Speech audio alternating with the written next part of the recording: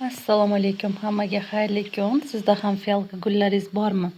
Va ularni qanday qilib ko'paytirishni bilmayapsizlarmi? Unda sizlar uchun bu videomiz.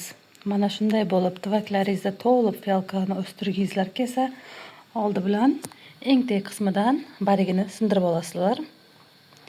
Keyin yangi tuvaklarga gruntni to'ldirib, bu tuproqdan kam iborat bo'ladi, asosiy qismi grunt bo'ladi.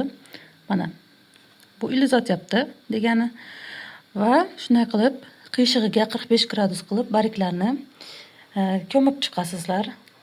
Ozgina qismi qoladi tepada, ozgina qismi pastga ko'miladi.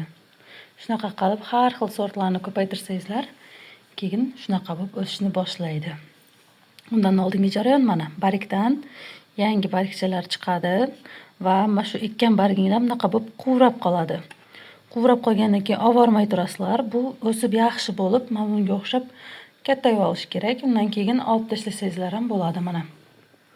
Shunday qilib ko'paytiriladi fialka guli va bularni sug'organda tarelkasiga suv quyib sug'orasizlar. Shunda shunaqa bo'lib gullab, yashnab, ko'zingizlarni quvontiradigan bo'ladi.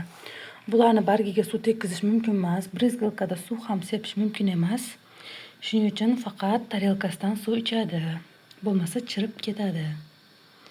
Hammangizlarga prosmotr tushirib berganingizlar uchun rahmat. Like bosib, podpiska bo'lmin podpisatsiya etib qo'yishni unutmagaysizlar. Keyingi videolarda ko'rishguncha xayr.